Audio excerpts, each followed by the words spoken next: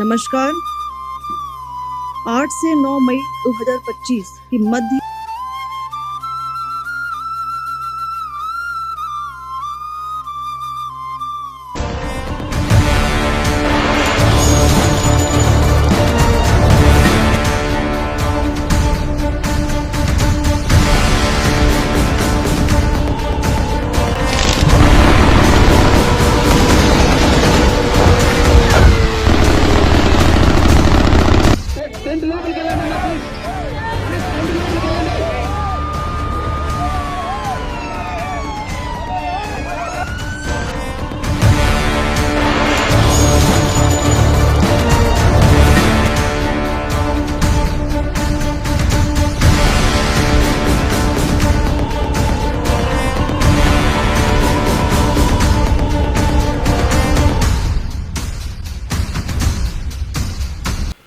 Hi friends, welcome to red ice media.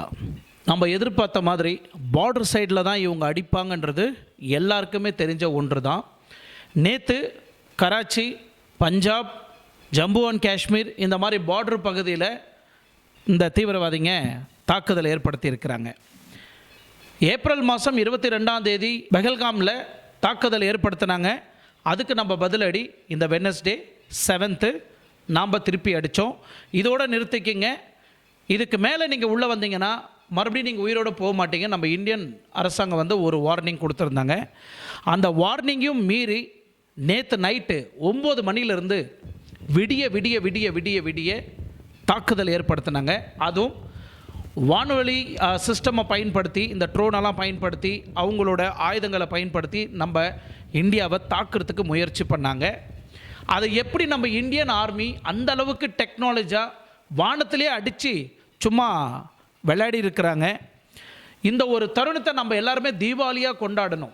ஏன்னா அந்த அளவுக்கு நம்ம இராணுவ வீரர்கள் விடிய விடிய விடிய அடித்த அடியில் துண்டை காணாம் துணியை காணான்னு ஓடி போயிட்டாங்க பாகிஸ்தான். இப்போ பாகிஸ்தான் பார்லிமெண்ட்லேயே கதறிட்டு இருக்கிறாங்க, நாங்கள் செஞ்சது தப்பு தான், எங்களை விட்டுருங்க, மன்னிச்சிடுங்க அப்படின்னு. அந்த அளவுக்கு அடிக்கப்பட்ட ஒரு ஏவகன் நம்ம கையில் இருக்குது. அப்படின்னா அது என்ன அப்படின்றதையும் நம்ம பார்க்க போகிறோம்.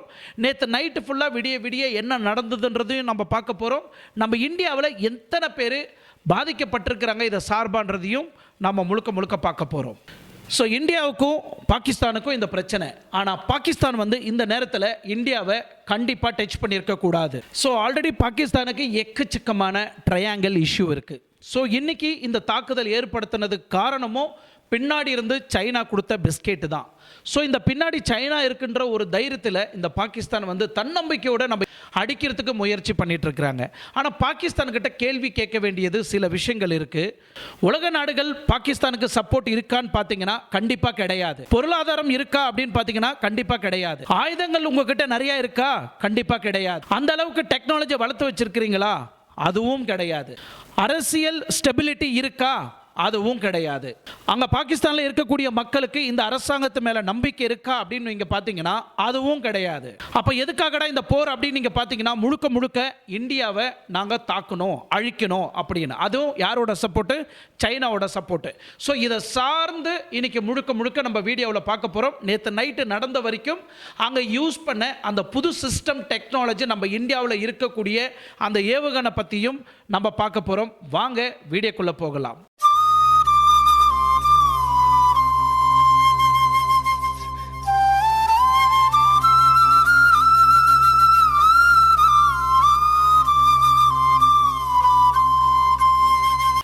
பெஹல்காமில் ஃபஸ்ட்டு அட்டாக் பண்ணது பாகிஸ்தான். அதுக்கு நாம் என்ன பண்ண பதிலடியா மே 7 நாம் என்ன பண்ணோம்? அவங்களுக்கு நம்ம பதிலடி அவங்க பாகிஸ்தானுக்கு உள்ளேயே போய் நாம் அடித்தோம். அதோடு இவங்க சைலண்ட்டாக போயிருந்தா பிரச்சனை கிடையாது. அதுக்கப்புறம் இவங்க வாலண்ட்ரியாக நம்மக்கிட்ட வாழை ஆட்டினதுனால அந்த வாழை நம்ம இந்தியன் ஆர்மி ஒட்ட நறுக்கி இன்றைக்கி துரத்திட்டாங்க. ஸோ பாகிஸ்தான் சும்மா இல்லை. இந்த தருணத்தில் நீங்கள் ஏன் சும்மா எங்களை அடிச்சுட்டு போனீங்க? அடித்தா எங்களை பலமாக அடிக்கணும் அப்படின்னு வாலண்டரியாக பாகிஸ்தான் தன்னோட தலையை நம்ம இந்தியாக்குள்ளே கொடுத்துட்டாங்க. அதுக்கு நாம் அடிச்சிருக்கிற அடி இன்னைக்கு பாகிஸ்தானுக்கு இன்னும் ஒரு 20-30 வருஷத்துக்கு பாகிஸ்தான் நம்ம பக்கம் தலை வச்சு படுக்கக்கூடாத வகையில் நம்ம இந்தியன் ஆர்மி, நம்ம இந்தியன் அரசாங்கம் கொடுத்த பதிலடி வாழ்க்கையில் அவங்க நினச்சி பார்க்கக்கூடாது. அந்த அளவுக்கு பலமான அடியாக இருக்குது. பாகிஸ்தானுக்கு மட்டும் இல்லை, இன்றைக்கி ஒட்டுமொத்த உலக நாடும் நம்ம இந்தியாவை திரும்பி பார்க்க வைக்கிற அந்த ஒரு தருணம். நேற்று நைட்டு விடிய 12 மணி நேரம் நைட்டு விடிய அடித்த தாக்குதலில் அடடா, இந்தியா கிட்ட இந்த அளவுக்கு ஒரு ஸ்ட்ராங்கான ஏவுகணை இருக்கா, இந்தியா கிட்ட ஸ்ட்ராங்கான பவர் ஆர்மி இருக்கா அப்படின்னு இன்றைக்கி உலக நாடு எல்லாமே திரும்பி பார்க்க வச்சிருக்கு நம்ம இந்தியன் ஆர்மி.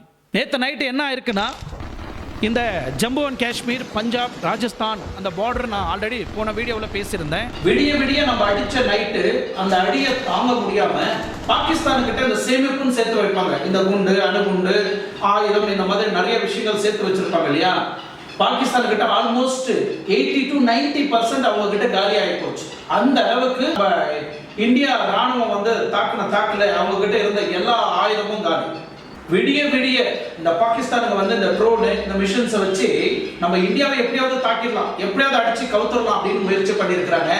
ஆனா நம்ம இந்தியாவில் இருக்கக்கூடிய மக்களை நம்ப முடியல. நம்ம ராணுவம் இந்த அளவுக்கு ஒரு ஸ்ட்ராங்கா இருப்பாங்கன்றது கனவுல கூட நினைச்சு பார்க்கல. அந்த அளவுக்கு அடிச்ச அடியில மரண அடியா இருக்கு பாகிஸ்தானுக்கு இப்போ. ஸோ பாகிஸ்தான்ல இருந்து வந்த அந்த ட்ரோன் எல்லாம் ஒரு புல்லட் கணக்குல இருக்கும். நீங்க பாத்தீங்கன்னா அப்படியே சரன்னு வந்துட்டு வந்தது.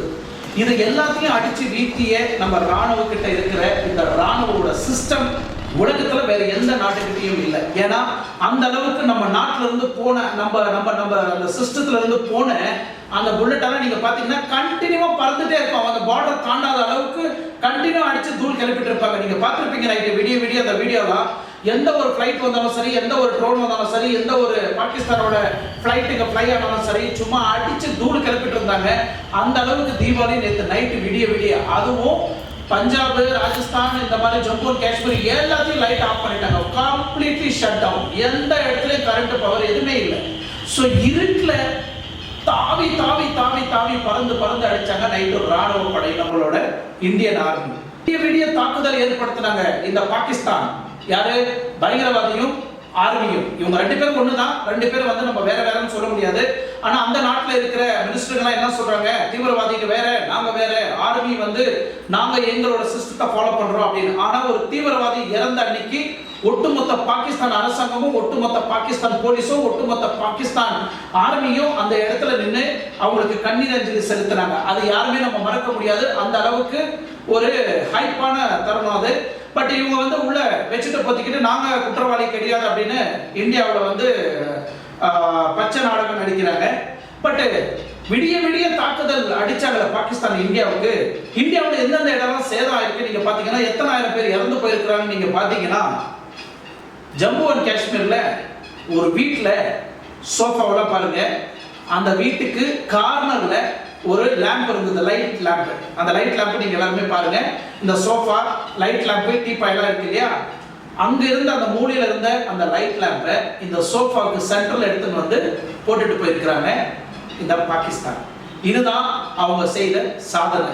பாகிஸ்தான் ஆர்மியும் பாகிஸ்தானோட பயங்கரவாதியும் பட்டாங்கோட்டுக்குள்ளேயே பாகிஸ்தான் வந்து அவங்களோட ஜெட்டை எடுத்துட்டு உள்ள வந்துட்டாங்க. ஏன்னா அந்த அளவுக்கு இந்தியாவை தாக்கணும்னு முடிவு பண்ண இந்த பாகிஸ்தான் தீவிரவாதி ஆர்மிங்க என்ன பண்ணிருக்கிறாங்கன்னா, JF-17 ஜெட்டை எடுத்துக்கிட்டு பட்டாங்கோட்டுக்குள்ளேயே உள்ள வராங்க. உள்ள வந்துட்டு பிறகு நம்ம இந்தியன் ஆர்மி சும்மா இருப்பாங்களா?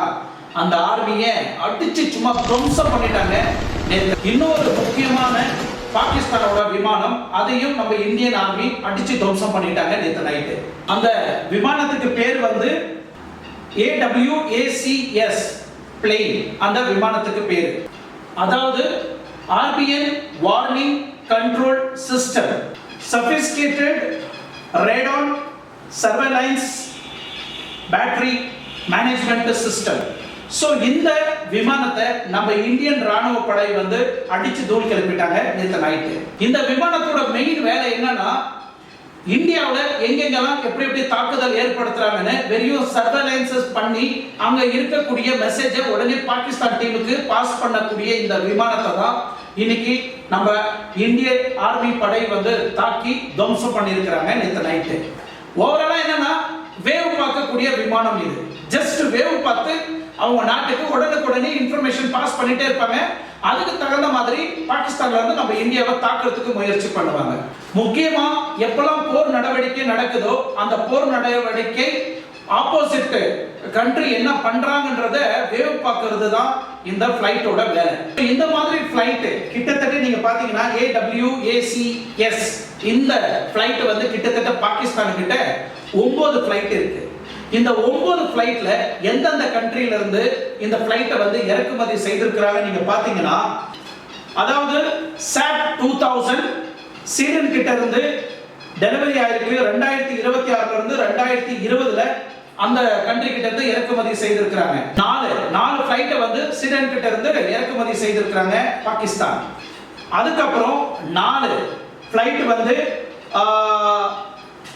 ZDK-03, அதாவது 4 ZDK-03 ஈகிள் சைனா வந்து டெலிவரி பண்ணிருக்கு 2008ல. சோ டோட்டலா 8 ஃளைட் ஆயிருக்கா. இந்த 4ல ஒரு ஃளைட் ஆல்ரெடி வந்து டேமேஜ் ஆகி நிக்குது, ஆல்ரெடி ப்ராப்ளத்துல இருக்கு. கூட அடிஷனலா இன்னொரு ஃளைட்டையும் சேர்த்திருக்காங்க. டோட்டல் 9 ஆச்சா. இந்த 9ல ஒரு ஃளைட் ஆல்ரெடி டேமேஜ் ஆகி நிக்குதா. சோ அவங்க கைவசம் இருக்குது 8 ஃளைட். சோ இந்த 8ல தான் ஒண்ணு நாம நேத்து நைட் அடிச்சு காலி பண்ணிட்டோம். இப்போ அவங்க கைவசம் இருக்குது 7 ஃளைட் தான். சோ கிட்டத்தட்ட 2 விமானத்தை வந்து பாகிஸ்தான்ல வந்து நம்ம அடிச்சு தூக்கிட்டோம். அது மட்டும் இல்ல, இன்னொரு முக்கியமான ஜெட் விமானம் பாகிஸ்தான் கிட்ட இருந்து நம்ம அடிச்சிருக்கிறோம் அப்படின்னு நீங்க பாத்தீங்கன்னா, இந்த விஷயத்துல ஈவன் யூகே கூட அவங்க மேல கடுப்பாகிறதுக்கு வாய்ப்பு இருக்கு. சோ அமெரிக்கா பாகிஸ்தானுக்கு வித்த ஒரு முக்கியமான விமானம் பாகிஸ்தானோடது, அதை நம்ம அடிச்சு இப்ப காலி பண்ணிட்டோம். அமெரிக்கா பாகிஸ்தானுக்கு வித்த இன்னொரு விமானத்தையும் அதையும் அடிச்சு காலி. ஏன்னா சைனா வித்த ஃபிளைட்டும் அமெரிக்கா நாடு வித்த ஃபிளைட்டும் பாகிஸ்தானுக்கு, இந்த ஃபிளைட் எல்லாம் யாராலையும் அடிச்சு தூக்க முடியாது, இது அந்த அளவுக்கு ஸ்ட்ராங், இது அப்படி இப்படின்னு ஓஹோ ஆகான்னு பிரம்மாண்டமா கமிட்மெண்ட் கொடுத்து புரோட்டோகாலை ஃபாலோ பண்ணி இந்த ஃபிளைட்டை வாங்கிட்டீங்கன்னா பாகிஸ்தானை எவனாலே ஆட்ட முடியாதுன்னு சொல்லி வித்துட்டாங்க. இன்னைக்கு அந்த மாதிரி ஃபிளைட்டையும் நம்ம இந்தியன் ஆர்மி வந்து அடிச்சு காலி பண்ணதுனால இன்னைக்கு இந்த 2 நாட்டுக்கிட்டையும் பாகிஸ்தான் வந்து குலைச்சிட்டு நிக்கிறாங்க. ஏன்னா முழுக்க முழுக்க இன்னைக்கு இந்த தாக்குதலுக்கு காரணம் அவங்க யூஸ் பண்ணக்கூடிய வாகனம் தான். அவங்க யூஸ் பண்ணக்கூடிய ஃபிளைட், அவங்க யூஸ் பண்ணக்கூடிய ஆம்னி வெஹிக்கிள், அவங்க யூஸ் பண்ணக்கூடிய எந்த ஒரு விஷயமா இருந்தாலும் வெளிநாட்டுல இருந்து மேனுஃபேக்சர் பண்ணி தான் வாங்குறாங்க.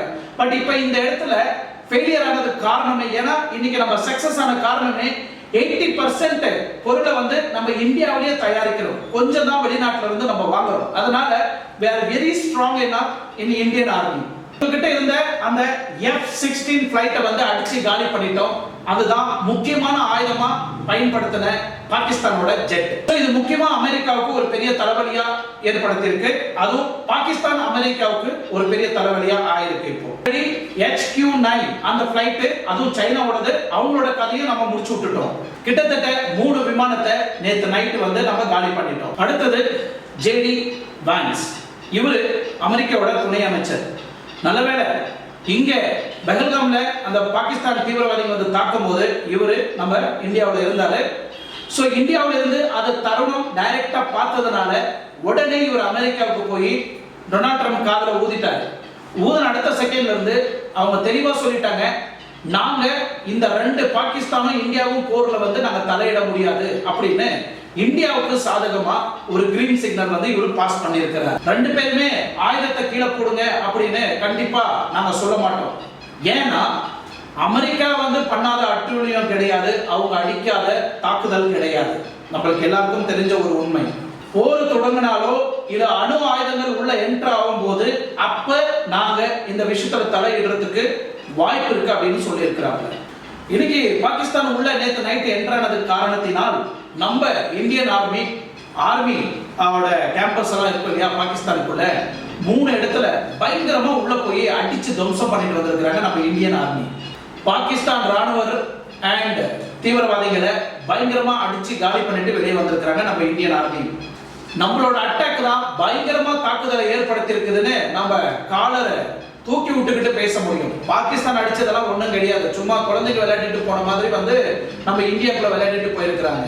இவ்வளவு சம்பவத்துல ஏன்னா அந்த அளவுக்கு பலமாகவும் அறிவுபூர்வமாகவும் சிஸ்டம் டெக்னாலஜியாகவும் நம்ம இந்தியன் ஆர்மி இருக்கு. அரபிக்கடல் பக்கத்தில் இருக்கக்கூடிய நம்மளோட முப்படைகளும் ஒன்று சேர்ந்து இன்னைக்கு பாகிஸ்தானை அடிச்சு துவம்சம் பண்ணியிருக்கிறோம். ஏன்னா அந்த அளவுக்கு ஸ்ட்ராங்கான ஆயுதப்படையும் ஆகட்டும், ஆர்மி படையும் ஆகட்டும், கடல் படையும் ஆகட்டும், நேற்று நைட்டு நடந்த அந்த தாக்குதல் எப்படி நடந்தது, எந்த ஏவுகணை வச்சு எப்படி அட்டாக் பண்ணாங்கன்றதையும் நாம இந்த வீடியோல பார்த்தோம். நேற்று நைட்டு அடிச்சு துவம்சம் பண்ண அந்த சிஸ்டத்தோட பேர் வந்து S-400 சுதர்ஷன் சக்ரா. என்னப்பா இது கடவுளோட பேரா இருக்கு அப்படின்னு நீங்க பாத்தீங்கன்னா, ஆமா, கடவுள் யூஸ் பண்ண அந்த ஒரு ஆயுதம். கடைசி போர்ல அந்த ஆயுதத்தை எடுத்து யூஸ் பண்ணுவாரு. அந்த ஆயுதத்தின் பேர்ல தான் நம்ம இந்தியாவோட ராணுவ படை அந்த பேரை பயன்படுத்தி ஒரு ஏவுகணை, ஒரு சிஸ்டத்தை உருவாக்கி இருக்கிறோம். ஏன்னா முக்கியமா இந்த விஷயத்தை பத்தி புரிஞ்சுக்கணும், அறிஞ்சிக்கணும், தெரிஞ்சுக்கிட்டீங்கன்னா நம்ம இந்தியாவில் எந்த அளவுக்கு நம்ம பலமா இருக்குன்றது பொதுமக்கள் மூலியமா எல்லாருக்குமே தெரிய வரும். நீங்களும் முக்கியமா தெரிஞ்சுக்கணும். சோ இந்த S-400 சுதர்ஷன் சக்ரா AIF அப்படின்னா இந்தியன் ஏர்ஃபோர்ஸ் சிஸ்டத்தோட air defence mission system. So இவங்களோட இது ஒரு முக்கியமான ஆயுதமா பார்க்கப்படுது. சோ இந்த பாகிஸ்தான் ராணுவ படை இருக்கு இல்லையா, ராணுவ படைன்னு சொல்ல முடியாது, இவனுங்களும் தீவிரவாதி தான். ஏன்னா இவங்க ரெண்டு பேருக்குமே எந்த வித்தியாசமும் இல்லை. ஏன்னா நம்ம இந்தியாவில் யாருமே இந்த தீவிரவாதின்றது ஒண்ணுமே கிடையாது. விடிய விடிய அந்த மிஷன்ஸை வந்து லான்ச் பண்ணியிருந்தாங்க. அந்த மிஷன்ஸை விடிய விடிய நைட்டு ஃபுல்லா கண்டினியூவா அடிச்சு துவம்சம் பண்ணது யாரு நீங்க பாத்தீங்கன்னா இந்த S-400 சுதர்ஷன் சக்ரா தான். அப்படியே அப்பேற்பட்ட இந்த சிஸ்டம் பத்தி நம்ம தெரிஞ்சுக்காம இருந்தா உண்மையில நம்மள இந்தியர் கிடையாது. S-400 SAM அப்படின்னா பை ரஷ்யாவோட மேனுஃபேக்சரிங் இந்த ஒரு கருவி. ஸோ ஏதாவது ஒரு பிரச்சனைனா ரஷ்யா வந்து நம்ம கூட ஒன்னா நிற்பாங்க. பட் அவங்க வந்து நிக்கிறதுக்கு முன்னாடியே அவங்களோட தயாரிப்பு நம்ம இந்தியாவில் ஆல்ரெடி இறக்குமதி செய்திருக்கிறோம். Mobile long race surface to air mission system. இந்த சர்ஃபேஸ் ஏர் பேஸ் சொல்றோம் இல்லைங்களா, இதை தான் வந்து நம்ம சாம்னு சொல்றோம். இதோட முக்கியமான அம்சம் என்னன்னா, பூமியில இருந்தபடியே வானத்தை நோக்கி கிட்டத்தட்ட 4000 கிலோமீட்டர் அளவுக்கு பூமியில இருந்தபடியே மேல வரக்கூடிய இந்த ஒரு ட்ரோன் வந்தாலும் சரி, எந்த ஒரு ராணுவ படை வந்தாலும் சரி, எந்த ஒரு ஜெட் வந்தாலும் சரி, பூமியில இருந்து வானத்தை நோக்கி கிட்டத்தட்ட 400 கிலோமீட்டர் வரைக்கும் கண்டினியூவா தாக்கக்கூடிய ஆயுதம் தான் இந்த S-400 SAM. இதெல்லாம் ஓகே. எதுக்கு இந்த ஒரு ஆப்ஜெக்ட்டுக்கு வந்து S-400 சுதர்ஷன் சக்ரா வச்சாங்க அப்படின்னு நீங்கள் பார்த்தீங்கன்னா, நம்மளோட கிருஷ்ண பரமாத்மா இருக்கிறார் இல்லையா, அவர்கிட்ட ஏகப்பட்ட ஆயுதம் இருக்கும். அந்த ஆயுதத்தை ஒவ்வொரு விஷயத்துக்கும் பயன்படுத்துவார். ஆனால் ஒரு கட்டத்தில் அவராலேயே முடியாத ஒரு சூழ்நிலை கடைசி ஆயுதமாக தான் அவர் இருக்கக்கூடியது அந்த சக்ரா. அந்த கடவுளோட ஆயுதமாக பார்க்கப்பட்ட அந்த ஒரு ஆயுதத்தை தான் நம்மளோட இந்தியன் ஆர்மி யூஸ் பண்ணக்கூடிய அந்த எக்யூப்மெண்ட்ஸுக்கு யூஸ் பண்ணக்கூடிய பேர் S-400 சுதர்ஷன் சக்ரா. அதே மாதிரி இந்த சுதர்ஷன் சக்ரா S-400 வந்து அவ்வளோ சீக்கிரம் வந்து எந்த ஒரு போர்லையும் நம்ம பயன்படுத்திக்க மாட்டோம். கடைசி ஆயுதமாக தான் அதை நம்ம வந்து பயன்படுத்துவோம். இந்த பேரை தான் நம்ம இந்தியன் ஏர்ஃபோர்ஸ் வந்து அந்த பேரை வச்சிருக்கிறாங்க அந்த ஆயுதத்துக்கு. டார்கெட்டோட ஸ்பீடை நீங்கள் பார்த்தீங்கன்னா கிட்டத்தட்ட 4800 கிலோமீட்டர் வந்து தாக்கக்கூடிய வகையில் பவர் இருக்கக்கூடிய ஆயுதம் தான் நம்மளோட S-400 சுதர்ஷன் சக்ரா. சுதர்ஷன் சக்ரா S-400 ஆயுதங்கள் நீங்கள் எடுத்துக்கிட்டிங்கன்னா வெறும் 6 ஸ்பாட்ஸ் தான். வெறும் 6 ஸ்பாட்ஸை பயன்படுத்தி இந்த அளவுக்கு நம்மளால் தாக்குதல் ஏற்படுத்த முடியும் அப்படின்றத வந்து இந்த S-400 சுதர்ஷன் சக்ரா வந்து நிரூபிக்கப்பட்டிருக்கு. அதில் முக்கியமாக நீங்கள் 3 பார்ட்ஸை பார்த்தீங்கன்னா ரேடர் பகுதியாக நம்ம பார்க்கப்படும். இந்த ரேடர்ன்றது உங்களுக்கு எல்லாருக்குமே தெரிஞ்ச ஒன்று. மற்ற 3 பகுதி வந்து டிஃப்ரெண்ட் பார்ட்ஸை வந்து ஆப்ஜெக்டாக யூஸ் பண்ணக்கூடிய ஒரு சிஸ்டம்.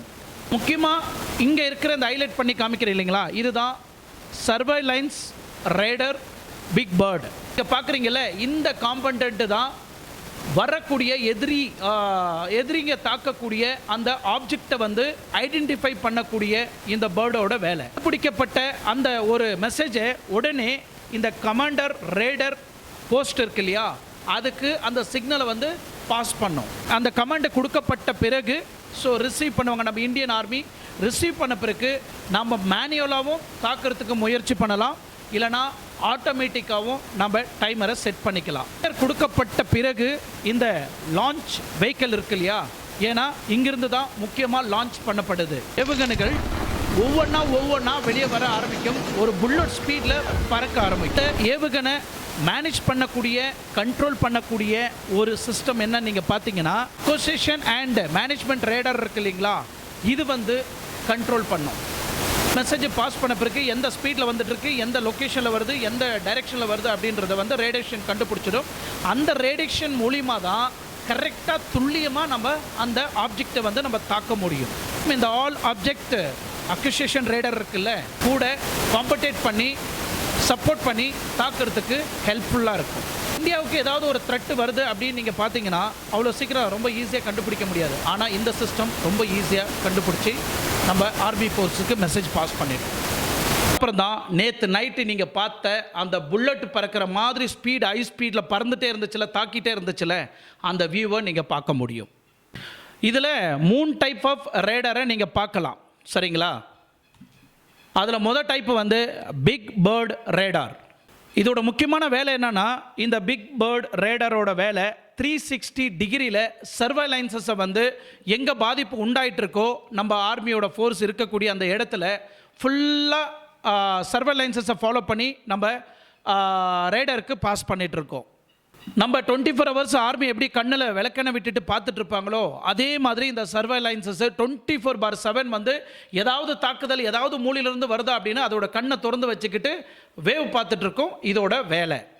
இந்த ரேடாரோட ஃபோர்ஸ் எவ்வளோ இருக்கும், விட்த் எவ்வளோ இருக்கும் நீங்கள் பார்த்தீங்கன்னா கிட்டத்தட்ட 600 கிலோமீட்டர் வரைக்கும் இதோட டோட்டல் டார்கெட்டாக வேவ் பார்க்கும். இதோட கெப்பாசிட்டி ஒரே டைமில் கிட்டத்தட்ட 300 டார்கெட்ஸை வந்து இது வந்து டைரெக்டாக நம்மளுக்கு முன்கூட்டியாக இன்ஃபர்மேஷன் பாஸ் பண்ணிடும். இந்த ரேடார் நீங்கள் பார்த்தீங்கன்னா fire control and target tracking radar அப்படின்னு சொல்லுவாங்க. இதோட ரேஞ்ச் என்ன நீங்கள் பார்த்தீங்கன்னா கிட்டத்தட்ட 400 கிலோமீட்டர்ஸ். ஸோ அந்த வேலையை ஆர்மி ஃபோர்ஸ்க்கு வந்து ரொம்ப ஈஸியாக பண்ணிக்கக்கூடிய இந்த சிஸ்டம் தான் இந்த ஃபயர் கண்ட்ரோல் டார்கெட் சிஸ்டம். அதுக்கப்புறம் இந்த 3வது ரேடாரை நீங்கள் பார்த்தீங்கன்னா 40V6 MR ரேடார்னு சொல்லுவாங்க. இது என்ன பண்ணுன்னா இந்த லோ ஃப்ளையிங் டார்கெட் இருக்கு இல்லைங்களா, இதை வந்து ஃபுல்லாக வந்து டிடெக்ட் பண்ணும். ஸோ மேலே பறக்கக்கூடிய டார்கெட் பண்ணக்கூடிய வேறு சிஸ்டம் பயன்படுத்தும் போது இந்த லோ கேட்டகரியில் ஃப்ளையிங் இருக்கும்போது MR ரேடாரோட வேலை பாகிஸ்தான்லேருந்து கொஞ்சம் அப்படியே கீழே பறந்து வர மாதிரி வந்து லோ லெவலில் அடிச்சுட்டு போவாங்க இல்லையா, கண்ணில் மண்ணை தூவிட்டு, அதை வந்து இதை பக்காவாக டிடெக்ட் பண்ணி நம்ம ஆர்மி ஃபோர்ஸுக்கு மெசேஜ் பாஸ் பண்ணிடும். அடுத்தது இந்த 4வது லான்ச்சரை நீங்கள் பார்க்கலாம். லான்ச்சர் ஆஃப் இந்த 4 லான்ச்சர்ஸ், இதில் 4 டியூப்ஸ் இருக்கும். இந்த 4லேயும் டிஃப்ரெண்ட்டான மிஷன்ஸை வந்து ரேஜஸ் வந்து லோடு பண்ணியிருக்கோம். இதில் முதல்ல நீங்கள் பார்த்தீங்கன்னா 9M96E அப்படின்றத வந்து கிட்டத்தட்ட 440 கிலோமீட்டர்ஸ் டிஸ்டன்ஸில் தாக்கக்கூடிய ஏவுகணை. இது 9M96E2 அது வந்து கிட்டத்தட்ட 120 கிலோமீட்டர் வந்து தாக்கக்கூடிய வகையில் ஸ்பீடு இருக்கும். இதுக்கப்புறம் 448N6 இது வந்து எந்த அளவுக்கு தாக்கும் அப்படின்னு நீங்கள் பார்த்தீங்கன்னா கிட்டத்தட்ட 250 கிலோமீட்டர்ஸ் டிஸ்டன்ஸை வந்து தாக்கக்கூடிய ஏவுகணை இது. அடுத்தது 40N6E இது வந்து கிட்டத்தட்ட 400 கிலோமீட்டர்ஸை வந்து தாக்கக்கூடிய வகையில் பலம் இருக்குது இந்த மிஷனுக்கு. இந்த ஹிட்டிங் கேப்பபிலிட்டியை நீங்கள் பார்த்தீங்கன்னா லாங் ரேடர் மினி இருக்கு இல்லைங்களா, இதை வந்து கரெக்டாக டிடெக்ட் பண்ணி டார்கெட் பண்ணி அட்டாக் பண்ணும். லாங் ரேவ் மிஷன்ஸ் இருக்கு இல்லையா, இதனால் இந்த ஸ்லோ டார்கெட்டை வந்து ஈஸியாக அடித்து ஒழிக்க முடியும். ஸோ இந்த மினி ஹெலிகாப்டர்ஸு, அப்புறமா இந்த UA வெஹிக்கிள்ஸு, மற்றபடி இந்த ட்ரக்ஸுங்க, இந்த மாதிரி திங்ஸுங்கெல்லாம் வந்து ரொம்ப ஈஸியாக அடித்து துவம்சம் பண்ணிடும் இந்த மிஷன். ஷார்ட் மிஷன்ஸ் இருக்கு இல்லையா, இது வந்து இந்த ஃபாஸ்ட்டாக வரக்கூடிய ஆப்ஜெக்டில் வந்து அட்ராக்ட் பண்ணி அடிக்க முடியும். ஜென்ரலாக நம்ம பார்க்கக்கூடியது லைக் ஜெட் அண்ட் ஃப்ரெஷஸ் அதுக்கப்புறம் இந்த மாதிரி ஏவுகணை இந்த மாதிரி ஃப்ளைட்டுங்களை வந்து ரொம்ப ஈஸியாக தாக்கக்கூடிய பவர் இந்த மிஷனுக்கு இருக்குது. ஃபைனலாக சுதர்ஷன் சக்ரா இந்த S-400 மிஷனை நீங்கள் பார்த்தீங்கன்னா ஒரே டைமில் 2 ஏவுகணை இதில் நாம் தாக்க முடியும். இந்த 2 மிஷன் அட் அ டைமில் பாஸ் ஆகுது. நீங்கள் பார்த்தீங்கன்னா ஒரு வேளை நம்ம டார்கெட் பண்ண அந்த மிஷன் டார்கெட் மிஸ் ஆகாது, கண்டிப்பாக அடிப்பாங்க. பட் இன்கேஸ் அது மிஸ் ஆகிடுச்சுன்னா பின்னாடி போகக்கூடிய அந்த மிஷன் கண்டிப்பாக போய் டார்கெட்டை ஹிட் பண்ணும். ஓகே, இதில் எத்தனை டார்கெட் வரைக்கும் நாம் லாக் பண்ணி அட் அ டைமில் அடிக்க முடியும் நீங்கள் பார்த்தீங்கன்னா ஃபுல் பேட்டரி கேப்பபிலிட்டி இருந்துச்சுன்னா கிட்டத்தட்ட 80 டார்கெட் வரைக்கும் நம்ம அடிக்கிறதுக்கு வாய்ப்பு இருக்குது. அளவுக்கு கைட் பண்ண முடியும் அப்படின்னு நீங்கள் பார்த்தீங்கன்னா கிட்டத்தட்ட 160 மிஷன்ஸை வந்து அட் அ டைமில் கைட் பண்ண முடியும். இந்த யூஎஸோட தார் இருக்கு இல்லையா, THAAD, அதாவது terminal high attitude area defence system இருக்குது இல்லையா, இதுதான் இந்த தாரோட ஆக்டிவேஷன் ஒர்க்கு. அமெரிக்கா பொறுத்த வரைக்கும் இந்த சிஸ்டம் வந்து ஒரு பெரிய தயாரிப்பாக பார்க்கப்படுது. ஸோ இந்த மாதிரி ஒரு தருணத்தில் ரஷ்யா வந்து இந்த S-400 மிக பிரம்மாண்டமான ஒரு ஆயுதம் அப்படின்னு ஆல்ரெடி அவங்க கிளைம் பண்ணிட்டு, இந்தியா பாகிஸ்தான் மட்டும் இல்லை, ஈவன் சைனா இந்தியாவுக்கு அந்த பார்டர் சரௌண்டிங்கில் இந்த S-400 சிஸ்டத்தை நம்ம ஆல்ரெடி நிறுத்தி இருக்கிறோம். இதோட மொபிலிட்டி அண்ட் ரேபிட் டிப்ளாய்மெண்ட்டை பற்றி நம்ம பேசணும். 3 விஷயங்கள் ஒரே வேனில் இருக்கு. லான்ச்சர்ஸ் இருக்கும், ரேடார்ஸ் இருக்கும், கமாண்ட் போஸ்டர்ஸ் இருக்கும். செட்டப் டைம் எவ்வளோ தெரியுங்களா? 5லிருந்து 10 நிமிஷம் டைம் செட் பண்ணி ஆயிடுச்சுன்னா அதுக்கப்புறம் மிஷன்ஸ் லான்ச்சிங் தான். ஆட்டோமேட்டிக்காக செட் பண்ணி வச்சாவே போதும், அது வேலை அதுவே பார்த்துரும். இவ்வளோ சிஸ்டம் இருக்குது, இவ்வளோ நம்ம ப்ரொடெக்டிவாக இருக்கிறோம். அப்படி நம்ம இதுக்கு மேலே ஏதாவது ஒரு சவாலை சந்திக்கிறோமா அப்படின்னு நீங்கள் பார்த்தீங்கன்னா கண்டிப்பாக இருக்குது. ஆனால் அந்த அளவுக்கு பாகிஸ்தானுக்கிட்ட சிஸ்டம் இருக்கா அப்படின்னு நீங்கள் பார்த்தீங்கன்னா கண்டிப்பாக கிடையாது. இந்த ஹைப்பர்சானிக் கிளைடு வெஹிக்கிள் இருக்குல்ல, டி அண்ட் நானோ ட்ரோன்ஸ் இருக்கு இல்லைங்களா, அது கொஞ்சம் த்ரெட்டு. இப்போ நம்ம பார்த்த வரைக்கும் இந்த லிஸ்ட்டில் பாகிஸ்தானுக்கிட்ட இது எதுவுமே கிடையாது. ஸோ அதில் நம்ம பயப்பட தேவையில்லை. பாகிஸ்தானால் எந்த ஒரு த்ரெட்டு நீங்கள் முன்ன வச்சாலும் நம்ம S-400 ஒரு ஆயுதம் போதும் வச்சு தாக்கிறதுக்கு. என்னதான் முயற்சி பண்ணாலும் பாகிஸ்தான் இந்தியாவை அடிக்கிறதுக்கு கண்டிப்பாக நம்ம இந்தியாவை அசைச்சிக்க முடியாது. அந்த அளவுக்கு நம்ம இந்தியன் கவர்மெண்ட் வந்து ப்ரொடெக்ட் பண்ணியிருக்கிறாங்க. முப்படை ஒன்று சேர்ந்து மிலிட்ரி, ஏர்ஃபோர்ஸ் அண்ட் டிஃபென்ஸ், இது 3 ஒன்று சேர்ந்துச்சுன்னா நம்ம நாட்டை எவனாலையும் ஒன்றும் அசைக்க முடியாது. எஸ்பெஷலி பார்டரை சுற்றி நம்ம கண்ட்ரோல் தான். ஸோ இதை சார்ந்து பாகிஸ்தான் இதுக்கு மேலே தீவிரவாதிகளுக்கு ஊட்டி வளர்க்காமல் இருந்தால் போதும், இந்தியாவுக்கு பாகிஸ்தானுக்கு இதுக்கு மேலே போர் வராது. ஏன்னா இதுக்கு மேலேயும் பாகிஸ்தான் அடங்கி ஒடுங்கின்னு வாழை சுருட்டிக்கிட்டு இல்லாமல் இருந்தாங்கன்னா மீண்டும் அவங்கள இப்போ ஆப்ரேஷன் சிந்தூர் 2.0 அப்படின்னு நம்ம முடிச்சிட்டோம். அடுத்தது மீண்டும் இதே மாதிரி தாக்குதல் ஏதாவது எடுத்துகிட்டு வந்து மறுபடியும் எங்கன்னா பாயறதுக்கு பார்த்தாங்கன்னா ஆப்ரேஷன் சிந்தூர் 3.0 ஸ்டார்ட் பண்ணுறதுக்கும் நம்ம இந்தியா அரசாங்கம் காத்துக்கிட்டு இருக்கு. இதை ரொம்ப முக்கியமாக யோசித்து பார்க்கணும். ஏன்னா அந்த அளவுக்கு இன்னைக்கு பாகிஸ்தான் வந்து ஆயுதமும் கிடையாது, பணபலமும் கிடையாது, அதர் நாட்டு சப்போர்ட்டும் கிடையாது. இன்றைக்கி அவங்களுக்குள்ளேயே ஒரு முடிவுக்கு வந்து ஓகே நாம் கொஞ்சம் சுதாரிச்சுக்கலாம் அப்படின்னு இப்போ நிறைய பேர் வேலையிலேருந்து நீக்கினவங்க நீக்காதவங்க இன்றைக்கி நிறைய பேர் பாகிஸ்தானில் நீங்கள் பார்த்தீங்கன்னா இராணுவ படையில் இருக்கிறவனுங்களே நிறைய பேர் ரிசைன் பண்ணிட்டு ஓடிட்டு இருக்கிறானுங்க. அந்த அளவுக்கு இந்தியாவோட ஆர்மி மேலே பயம் வந்திருக்கு பாகிஸ்தானில் இருக்கக்கூடிய ஆர்மி ஃபோர்ஸ்க்கு. எனிவே இன்றைக்கி இந்த வீடியோவில் இன்றைக்கி நேற்று நைட்டு நடந்த சம்பவம், இன்றைக்கி ஃபுல் டே நடந்த சம்பவத்தை பற்றியும் நம்ம சேனலில் பேசியிருக்கிறோம். மீண்டும் அடுத்த வீடியோவில் சந்திக்கும் வரை உங்களிடமிருந்து விடைபெறுவது உங்கள் RK. நன்றி, வணக்கம்.